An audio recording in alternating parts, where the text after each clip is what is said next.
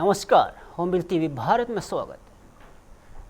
मुख्यमंत्री योगी आदित्यनाथ आज अयोध्या दौरे पर रहे, जहां उन्होंने 432 करोड़ रुपए की से अधिक लागत की 217 विकास परियोजनाओं का लोकार्पण और शिलान्यास किया। इस दौरान मुख्यमंत्री ने 2 नगर पंचायतों के नाम बदलने की घोषणा की। उन्होंने कहा कि मदरसा नगर पंचायत का नाम अब भारत नगर और भारत कुंड होगा, जो भगवान श्री राम के छोटे भाई भारत के सम्मान में रखा जा रहा है। वही खिरौनी सोहावाल नगर पंचायत का नाम बदलकर मां ज्वाला देवी नगर पंचायत किया जाएगा। और मुख्यमंत्री ने कहा कि सरकार विकास के साथ साथ प्रदेश के सांस्कृतिक और धार्मिक विरासत को भी सम्मान देने के लिए प्रतिबद्ध है। आपका ये उत्साह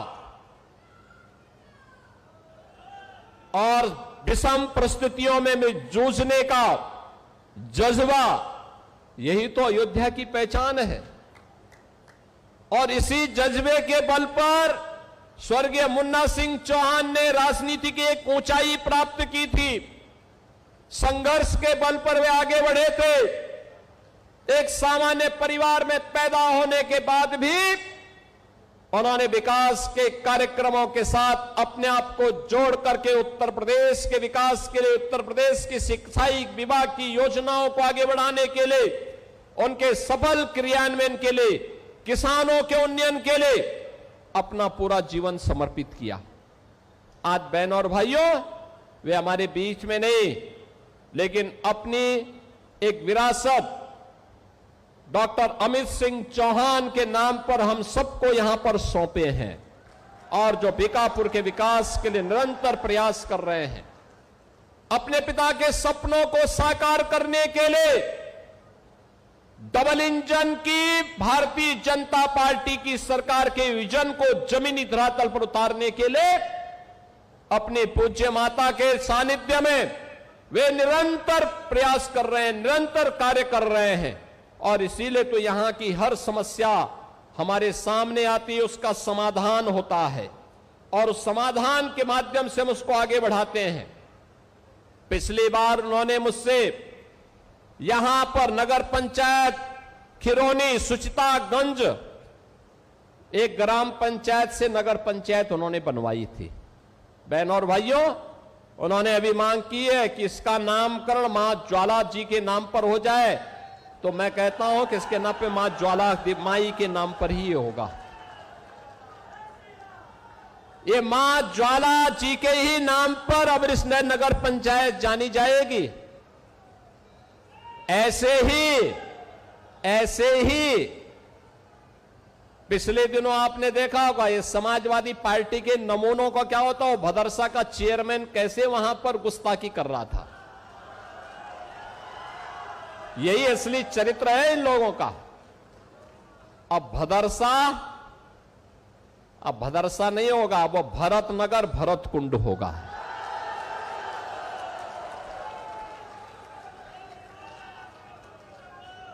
भाई भाई के बीच में किस प्रकार का संबंध होना चाहिए, ये भरत जी ने प्रभु के प्रति अपना आदर और अपनी श्रद्धा को व्यक्त करते हुए व्यक्त की है। और 14 वर्ष तक उसी भरत कुंड के पास रह करके उन्होंने भगवान राम की आज्ञा का पालन किया था। उनकी चरण पादुकाएं अयोध्या का संचालन कर रही थी। बहनों और भाइयों, भरत जी की स्मृति को, भरत जैसा भाई दुनिया के अंदर मिलना कठिन है, लेकिन अयोध्या का सौभाग्य है कि अयोध्या ने प्रभु राम भी दिए, भरत भी दिए, लक्ष्मण भी दिए, शत्रुघ्न भी दिए। देश के अंदर हम जहां कहीं भी जाते हैं, पूरब में जाते हैं, पश्चिम में जाते हैं, उत्तर में, दक्षिण में, कहीं भी हम जाते हैं, अयोध्या की पहचान आज भी मौजूद है। और इसलिए बहनों और भाइयों, अब भदरसा भरत नगर भरत कुंड के नाम पर जाना जाएगा। व नगर पंचायत उस रूप में हम आगे बढ़ाएंगे। इन्होंने मसौदा सुचितागंज मार्ग के नहर पुल और सुचितागंज बाजार से शारदा सहायक नहर के दाई पटरी को, इसको भी इन्होंने सुदृढ़ीकरण का प्रस्ताव मांगा है। मैं उनसे प्रस्ताव लेकर के इस कार्यक्रम को भी आगे बढ़ाने के लिए हम लोग अपनी सहमति देंगे। इस कार्यक्रम को आगे बढ़ाएंगे जिससे यहां के अन्नदाता किसानों को लाभ होगा। लखनऊ में उत्तर प्रदेश के कैबिनेट मंत्री मनोज पांडे ने समाजवादी पार्टी प्रमुख अखिलेश यादव के बयान पर प्रतिक्रिया देते हुए विपक्ष पर निशाना साधा। उन्होंने कहा कि वह किसी के बयान पर टिप्पणी नहीं करना चाहते, लेकिन उन्हें आश्चर्य होता है कि जो लोग पहले सनातन धर्म और धार्मिक आस्था और परंपराओं पर सवाल उठाते रहे, वे आज भगवान राम और आस्था की बात कर रहे हैं। मनोज पांडे ने आरोप लगाया कि कांग्रेस और समाजवादी पार्टी का इतिहास सनातन धर्म और धार्मिक संस्थाओं पर टिप्पणी करने का रहा है और उन्होंने कहा है कि जनता सब कुछ देख रही है और ऐसे मुद्दों पर विपक्ष की कथनी और करनी में अंतर साफ दिखाई देता है।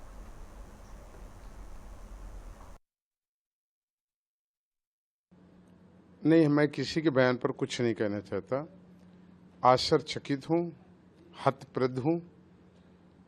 आज वो लोगों के मुंह से मैं भगवान राम का नाम सुन रहा हूँ, सनातन का नाम सुन रहा हूँ, धर्म और आस्था के शब्दों को सुन रहा हूँ, जिनका पूरा इतिहास धर्म, सनातन और आस्था पर प्रहार करते हुए, उसे खंड खंड करते हुए, जिनके ऊपर आरोप नहीं रहा बल्कि यह स्थापित रहा कि जिनके हाथ प्रभु श्री राम के स्थल अयोध्या में राम भक्तों के लहू से सने रहे हों, जिनका इतिहास सदैव सनातन धर्म और आस्था पर लगातार प्रहार करने का रहा हो, जो अभी 1 माह पहले आस्था, सनातन धर्म और हमारे सनातन और धर्म के केंद्रों पर लगातार हास्यप्रद टिप्पणी करते हों, वो प्रभु राम की बात नहीं कर रहे हैं, बल्कि एक योजनाबद्ध तरीके से कांग्रेस और समाजवादी पार्टी के लोग आज ये हिमाकत कर रहे हैं कि हमारे सनातन को कमज़ोर करने के लिए, हमारी आस्था पर प्रहार करने का, हमारी भावनाओं पर चोट करने का एक कुत्सित प्रयास कर रहे हैं। लेकिन ऐसे लोगों को समझ लेना चाहिए, देश जागरूक है। देश के 100 करोड़ सनातनियों को, धर्म के मानने वाले लोगों को उनकी आस्था से कमज़ोर नहीं किया जा सकता। एक घटना घटी और मैंने कई मौके पर कहा कि हम जिस घर में रहते हैं, हम जो एक छोटी सी दुकान भी संचालित करते हैं व्यवसाय के रूप में, गड़बड़ियाँ वहाँ भी हो सकती हैं। सवाल इसका नहीं है कि गड़बड़ी हुई, सवाल उससे बड़ा है कि उस गड़बड़ी पर उत्तर प्रदेश सरकार ने क्या किया, उत्तर प्रदेश के मुख्यमंत्री जी का क्या स्टैंड रहा। जिन लोगों ने कहीं हमारे आस्था के उस मंदिर पर, हमारे भक्तों के चढ़ावे पर कुछ कपट करने का काम किया, आज उसकी वो कड़ी सजा भुगत रहे हैं, वो जेल के शिकंजे के पीछे। सरकार सख्त है, ऐसे लोगों के विरुद्ध कड़ी से कड़ी कार्रवाई हो रही है। हास्यप्रद बात यह है कि ये कलजुगी मारीच, खाल दूसरी शरीर दूसरा। वो प्रभु राम का नाम ले रहे हैं, उसमें आस्था नहीं है, उसमें भावना नहीं है, बल्कि हमारी आस्था को कमज़ोर करने के लिए वो लोग जिन्होंने हमारे धार्मिक स्थलों का, हमारी धार्मिक भावनाओं का हर पल आहत करने का काम किया हो, उनके मुंह से भगवान राम का नाम लेना भी शोभा नहीं देता है। लोग अच्छे से इस बात को जानते भी हैं। उन्होंने कहा कि सनातनी बहुत दुखी है। दिल्ली में केंद्रीय मंत्री रामदास आठवले ने एनसीपी और एससीपी प्रमुख शरद पवार को लेकर बड़ा राजनीतिक बयान दिया है। उन्होंने कहा है कि शरद पवार महाराष्ट्र के बड़े नेता है और उन्होंने कई बार उन्हें एनडीए में शामिल होने का सुझाव दिया था। आठवले ने दावा किया था कि यदि शरद पवार वर्ष 2014 में एनडीए में शामिल हो गए होते तो उनके राष्ट्रपति बनने की भी संभावना थी। और उन्होंने कहा है कि मौजूदा परिस्थितियों में भी शरद पवार एनडीए में आ सकते हैं। और आठवले ने कहा है कि इसी संदर्भ में उप मुख्यमंत्री एकनाथ शिंदे ने उनसे मुलाकात की होगी। हालांकि दोनों नेताओं के बीच क्या बातचीत हुई है और इसकी उन्हें जानकारी नहीं है। और उन्होंने कहा है कि यदि शरद पवार एनडीए में आते हैं तो उनका स्वागत किया जाएगा।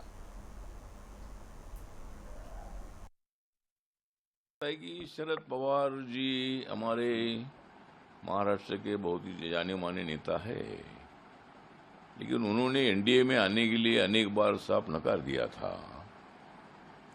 लेकिन अगर अनेक बार मैंने ऑफर दिया था, मैंने बात किया था कि भाई शरद पवार जी ने एनडीए में आना चाहिए, पर शरद पवार जी 2014 में अगर एनडीए में आते थे तो शायद शरद पवार जी देश के राष्ट्रपति भी बन सकते थे।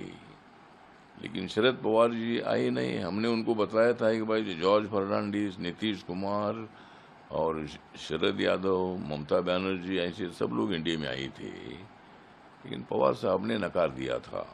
लेकिन अभी स्थिति बदल चुकी है, शरद पवार जी एनडीए में भी आ सकते हैं, तो इसीलिए एकनाथ शिंदे जी शायद उनको जाकर मिले हैं और उनकी बात क्या हुए मालूम नहीं है। लेकिन शरद पवार साहब अगर एनडीए में आते हैं तो उनका तो स्वागत ही है। नहीं सर, यहाँ पर शरद पवार श्रीनगर में जम्मू कश्मीर के राज्य दर्जा बहाल करने की मांग को लेकर हो रहे विरोध प्रदर्शनों पर बसपा नेता अल्ताफ ठाकुर ने बड़ा आरोप लगाया।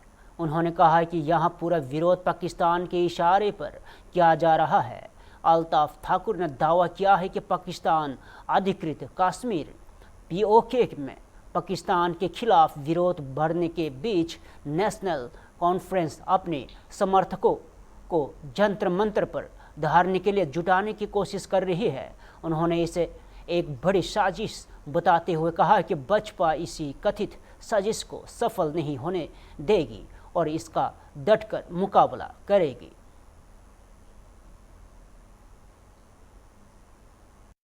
इनको हुर्रियत वालों को, जो गद्दार है इस देश के, जिन्होंने 30 साल तक जम्मू कश्मीर को जलाया, टेयर गैस, हड़ताल, कैलेंडर, प्रोटेस्ट, इतने लोगों को इन्होंने मरवाया और उनको इन्होंने इनविटेशन दी कि आप जंतर मंतर पे जाइए। बेसिकली ये सब कुछ जो हो रहा है पाकिस्तान की डायरेक्शन पे हो रहा है। पीओके में इस वक्त पाकिस्तान के खिलाफ बहुत जबरदस्त तहरीक चल रही है, उनको खैर छोड़ दो, और पाकिस्तान की ही डायरेक्शन पे नेशनल कॉन्फ्रेंस फिर सेपरेटिस्ट को जमा करके जंतर मंतर पे धरना देना चाहती है, ताकि दुनिया को बता दे कि उस पार्ट में जो हमारा पार्ट है, जो नाजायज कब्जे में पाकिस्तान के हैं, वहां लोग पाकिस्तान के खिलाफ खड़े हैं और यहां हम हिंदुस्तान के खिलाफ खड़े। ये एक वो बहुत बड़ी साजिश है। इस साजिश को भारतीय जनता पार्टी कामयाब नहीं होने देगी। हम इसको नाकाम करें और भारतीय जनता पार्टी कातिलों के साथ, हुर्रियत वालों के साथ और दहशतगर्दों के साथ बैठने वाली नहीं है।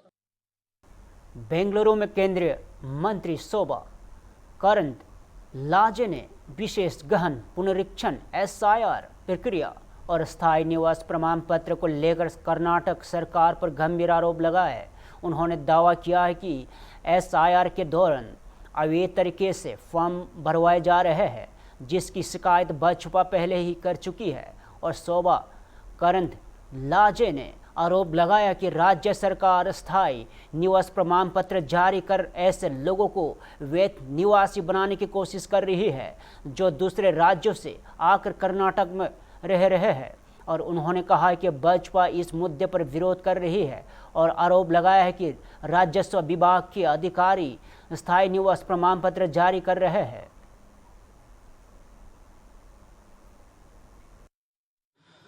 कर्नाटक में एसआईआर चल रहे हैं। एसआईआर में पूरा का पूरा इलीगल एनुमरेशन फॉर्म दे रहे हैं। मस्जिद में बैठ के, मदरसा में बैठ के, स्कूल में बैठ के बच्चे उसको फिलअप कर रहे हैं। ऐसे हम कंप्लेंट दिया था। उसका बीच में एक राज्य सरकार परमानेंट रेसिडेंसी कार्ड सर्टिफिकेट देने का एक ऑफिशियली ऑर्डर निकाला। उसका उद्देश्य क्या है? उद्देश्य एक ही है, कर्नाटका में लाखों लोग वेस्ट बंगाल से, बिहार से किसको भगाया, वो कर्नाटका आया। बहुत सारे जगह में मैं खुद गई, उसको देखी, वो किधर से आए है उसका पता किया, कंप्लेंट दिया। अभी वही लोगों को परमानेंट रेसिडेंसी सर्टिफिकेट ये सरकार दे रहे हैं। राज्य सरकार का एक ही उद्देश्य है, इलीगल लोगों को लीगलाइज करे, कानूनी करे। इसलिए इसको हम विरोध कर रहे हैं। ये सर्टिफिकेट देने वाले कौन है? रेवेन्यू इंस्पेक्टर है। एक छोटा ऑफिसर पीआरसी का सर्टिफिकेट देने वाला है, परमानेंट रेसिडेंस सर्टिफिकेट। कल हमको मैसूर में एक उदाहरण मिला, एनुमरेशन फॉर्म लेने के लिए, देने के लिए भी 50 रुपए 100 रुपए दे रहे हैं। रिकॉर्डेड है, हमारे पास वीडियो है। ऐसे ही परमानेंट रेसिडेंस सर्टिफिकेट देने के लिए भी पैसा लेके नहीं करते, कौन गारंटी देने वाले हैं? एटलीस्ट इसका अधिकार डीसी को देना था। एंड ये सब कॉन्स्टिट्यूशन का खिलाफ है।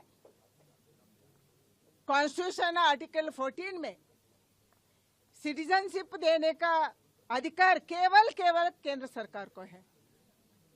इमिग्रेशन का अधिकार केंद्र सरकार का है। दिल्ली में बसपा सांसद अशोक मित्तल ने पुरुषों के अधिकारों को लेकर कानूनी व्यवस्था बनाने की मांग उठाई। उन्होंने कहा है कि समाज में महिलाओं और पुरुषों दोनों की अपनी अपनी समस्याएं रही है। महिलाओं की सुरक्षा और अधिकारों के लिए समय समय पर सरकारों ने कई कानून बनाए हैं और उन्होंने कहा है कि बदलते सामाजिक परिवेश में पुरुष भी विभिन्न परिस्थितियों में समस्याओं का सामना कर रहे हैं और लेकिन उनके लिए कोई स्पष्ट कानूनी ढांचा मौजूद नहीं है। अशोक मित्तल ने बताया कि उन्होंने यह मुद्दा संसद में उठाते हुए पुरुषों से जुड़े मामलों के लिए भी संवैधानिक और कानूनी व्यवस्था बनाने की मांग की है।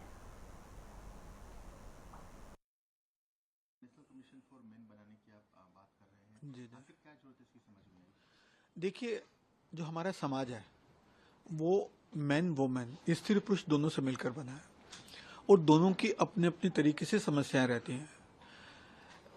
हमारे सदियों से हमारी जो वुमेन है, पूरी स्त्रियां, वो सफर रही हैं।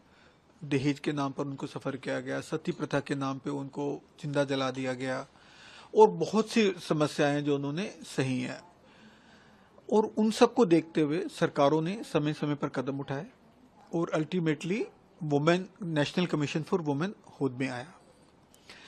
इसी तरीके से आज के टाइम में जबकि सामाजिक रीति रिवाज बदल रहे हैं, सामाजिक संरचना बदल रही है, तो जो मैन है, पुरुष है, वो भी कहीं ना कहीं सफर करते हैं।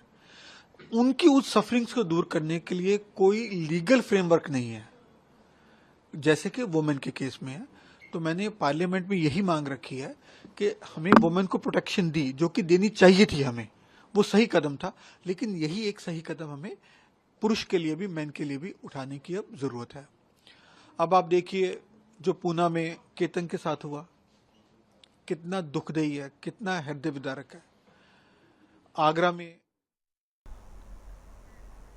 पटना में आयोजित एनडीए की बैठक में पूर्व मुख्यमंत्री और जेडीयू सांसद नीतीश कुमार की मौजूदगी को लेकर जेडीयू नेता नीरज कुमार ने बड़ा बयान दिया है। उन्होंने कहा कि बिहार की जनता ने नीतीश कुमार के नेतृत्व और एनडीए पर भरोसा जताया था और नीरज कुमार ने कहा है कि पद छोड़कर नीतीश कुमार ने एक मिसाल पेश की जिसकी चर्चा आम कार्यकर्ताओं के बीच हुई और उन्होंने कहा है कि एनडीए की बैठक में नीतीश कुमार की मौजूदगी कार्यकर्ताओं के लिए प्रेरणा का स्रोत बनेगी। साथ ही उन्होंने कहा है कि सरकार 7 निश्चय पाठ 3 के रोडमैप पर भी आगे काम करेगी। आज का दिन बहुत ही शुभ दिन है। इस दिशा में शुभ दिन है कि बिहार की जनता ने प्रचंड जनादेश दिया और माननीय नीतीश कुमार जी के नेतृत्व पर भरोसा किया, एनडीए पर भरोसा किया। पद त्याग की मिसाल नीतीश कुमार जी ने कायम किया। तो आम कार्यकर्ताओं के बीच यह विमर्श का विषय बना कि नीतीश कुमार जी ने यह फैसला लिया तो बिहार के भविष्य का क्या होगा। तो नीतीश कुमार जी ने आश्वस्त किया था कि मैं हूं ना, तो आज उनकी उपस्थिति एक अन्य मार्ग में एनडीए कार्यकर्ताओं के लिए प्रेरणा स्रोत होगा। और 7 निश्चय 3 जो माननीय नीतीश कुमार जी ने बनाया था, उस रोड मैप पर सरकार काम कर रही है। तो माननीय मंत्रीगण और जिला अध्यक्ष, चूंकि पार्टी के कार्यकर्ता ही, चाहे वह बड़ी पार्टी हो छोटी पार्टी हो, वह उन्हीं की सक्रिय भूमिका रहती है, उन्हीं के आशीर्वाद से, स्नेह से सत्ता प्राप्त करते हैं। तो कार्यकर्ता और सरकार में संवाद और नेतृत्व का निर्देश और नेतृत्व माननीय नीतीश कुमार जी, माननीय सम्राट चौधरी का, ये निश्चित रूप से कार्यकर्ताओं को संबल देगा और सरकारी योजनाओं।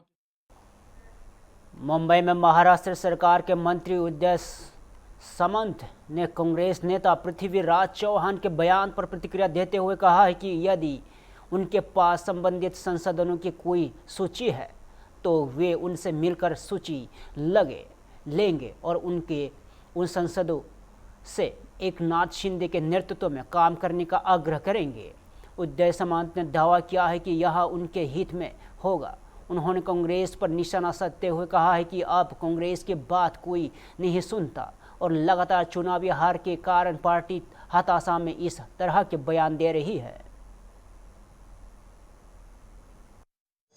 अगर ये इन्फॉर्मेशन माननीय पृथ्वीराज चौहान साहब को है तो मैं लीड करके उनको जाके मिलूंगा। वो यादी उनसे मेरे पास लेने के बाद मैं खुद जो कोई वो 6-7 एमपीज है उनको जाके विनती करूंगा कि आप एकनाथ शिंदे साहब के नेतृत्व में शिवसेना में काम करें, इसमें ही आपका भला है।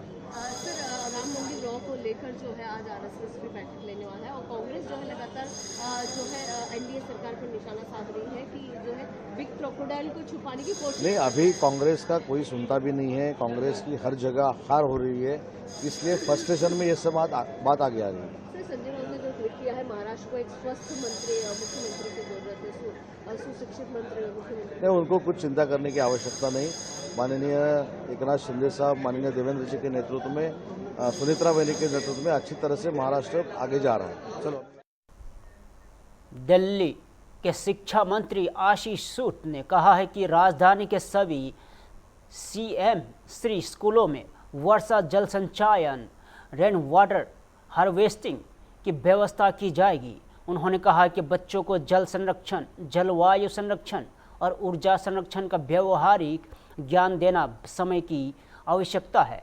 आशीष सूद ने कहा है कि शिक्षा केवल किताबों पर सीमित नहीं होनी चाहिए, बल्कि सामाजिक और पर्यावरणीय जागरूकता की शिक्षा का महत्वपूर्ण हिस्सा है।